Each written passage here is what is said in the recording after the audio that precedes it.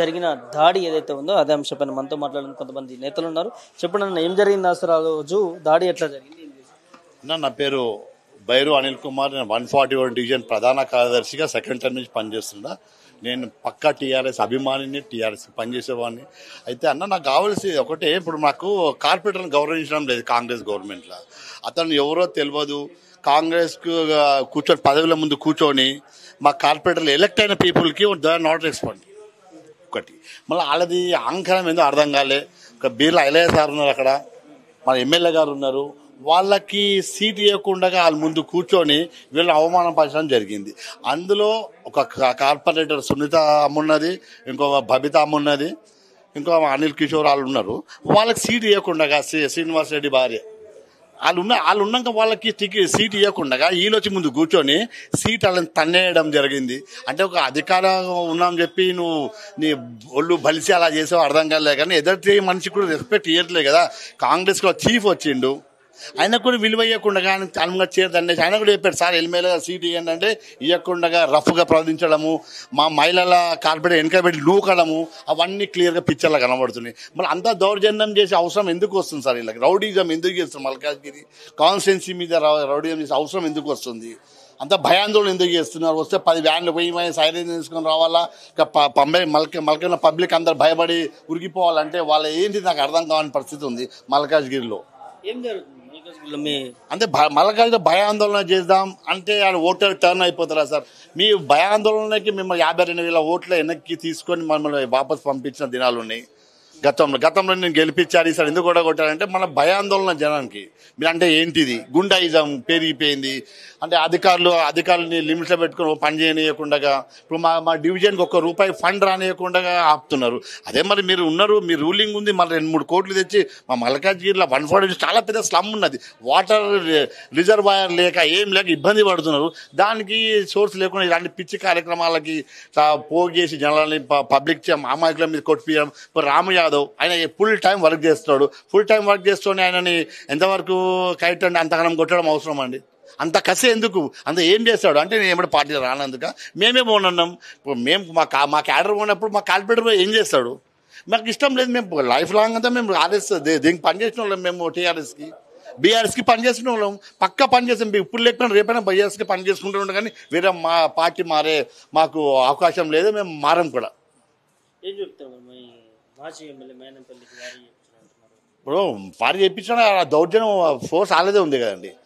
పొంగ చూసినాక అధికారులు ఉన్నాక కూడా వాళ్ళే ముందు డాన్స్ మీద కూర్చోవడము. అంటే డాన్స్ మీద కూర్చున్నప్పుడు వాళ్ళే రూలింగ్ రేవంత్ రెడ్డి మనిషి, మేము చెప్తున్నాం మీరు రావాలి మాకు సీట్ ఇవ్వమంటే కాదు కదా. సరే మేము వెనక్కి వస్తే మనం నూకడము, అది దౌర్జన్యంగా మా మీద ఒక 200-300 మంది ఫోర్స్ రావడం అది ఎక్కడి నుంచి వచ్చిన పరిస్థితి? పిలిచింది అక్కడ గుడి కమిటీకి వాళ్ళే ఆహ్వానిచ్చారు, వాళ్ళే పిలిచి వాళ్ళే కొట్టడం అంటే ఇది ఎంతవరకు న్యాయం అండి? ఇది అంటే అంతే కదా, మరి పిలిపించి కొట్టినట్టే కదా. అది మల్కాజ్గిరి వినాయకుడి గుడిలో పెట్టేవాళ్ళు ఎప్పుడు. ఈసారి అక్కడ మార్చడం బాగుంది. అంటే అక్కడ ఎందుకు అక్కడ చేసారు అంటే కొట్టడానికే కదండి. ఒక మహిళలను నెట్టేయడం, ఒక మహిళ రెస్పెక్ట్ ఇవ్వకపోవడం. ఎంతకు ముందుకు సీఎం సాబేమో మహిళలకి కోట్లు ఇస్తా అంటారు, మరి ఇదేంది పరిస్థితి? ధనవంతులను చేస్తా అంటే ఈ పరిస్థితి ఏంటండి? ఒక మహిళా కార్పొరేటర్ వేసి ఆమె చూడట్లేదు, నూకేసారు కదా. లైవ్గా వీడియో క్లిప్పింగ్లు వచ్చాయి, అందరు చూసారు. ఆల్రెడీ సోషల్ మీడియా రన్ అవుతుంది కూడా.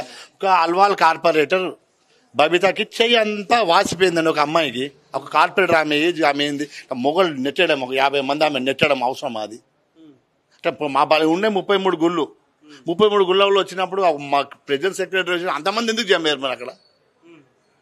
ఎప్పుడు ఏ ప్రోగ్రామ్ అంతమంది రాలే కదండి. ఏం చూసుకుంటారా అంటే ఉండేదన్న మెదక్కు ఆయన చూసినది ఏముంది? మల్కాజ్గిరి రోడ్డు ఖాళీగా కూర్చొని లేరు కదా. ఎందుకు అందరం చదువుకున్న వాళ్ళం, మేము చదువుకున్న వాళ్ళమే కదా. మా పిల్లలకు చదువుకుని మేము గుండాగిరి, మా పిల్లలు గుండాగిరి అవుతారు కదా. మా తాతలు ముత్తాలు గుండాగిరి ఒకటి చేయలే. మల్కాజ్గిరి కుటుంబంగా ఎదిగినాం. మామలు అత్తలు ఎలక్షన్ వచ్చినప్పుడే అభిమానం పార్టీ వాళ్ళు వెళ్ళిపోయే వాళ్ళు 10 రోజులు మాత్రం. మళ్ళీ తెల్లారి 12 అందరూ కలిసేవాళ్ళు, అందరూ ఇళ్ళలో కూర్చొని తినేవాళ్ళం. సావులకు పెళ్ళకి అందరూ అటెండ్ అయ్యేవారు. ఒక ఇదే గ్రామము మల్కాజ్గిరి, ఒక విలేజ్ అంటే ఒక దగ్గర సంబంధంగా ఉన్నాం. నేను వచ్చి మొత్తం విడగొట్టేసి నువ్వు అది చేస్తా అంటే కాని పని సార్. దయచేసి మీరు కూడా మీ తరఫుకెళ్ళి చెప్తున్నాము, మా మల్కాజ్గిరి ప్రజలు భయాందోళన చేసి ఊరుకుంటూ లేరండి 100%. చాలు ఇప్పుడు ఓపిక పట్టినాం, ఎమ్మెల్యే గారు రెస్పెక్ట్ ఇచ్చినాం, అన్ని ఇచ్చినాం. కానీ ఈసారి అయితే కాదు, ఇక కాదండి. ఇక మేము కూడా అందరూ ఒకటైపోయాం, మా విలేజ్ అంతా ఒకటైపోయింది. ఇక మా దగ్గరకు వస్తే సేమ్ రియాక్షన్ ఉంటుంది కదండి. యాక్షన్ సేమ్ రియాక్షన్ ఉంటుంది. పోలీస్ వ్యవస్థ ఏం చేస్తారు? పోలీస్ వ్యవస్థ మొత్తం మా గవర్నమెంట్కే సపోర్ట్ చేస్తుందని, గవర్నమెంట్ సపోర్ట్ చేస్తుంది. గవర్నమెంట్ సో మేము పోయి కంప్లైంట్ ఇచ్చినా కానీ రెస్పాన్స్ అవ్వట్లేదని 100%. ఇంతకుముందు కానీ గతం నుంచి అవుతుంది, ఒక 18 నెలలు, మన 18 నెలలుగా అదే అవుతుందండి. 18%, 100%. మా సమస్య చెప్పుదామంటే చూద్దాం చేద్దాం అన్నట్టు అదే సమస్య తప్ప. కానీ మా కార్పొరేట్ ఇళ్ళకి హౌస్ అరెస్ట్ చేస్తే పోయి కంప్లైంట్ ఇద్దామంటే 2 నెలలు అరెస్ట్ ఇవ్వాల్సి వచ్చింది కంప్లైంట్.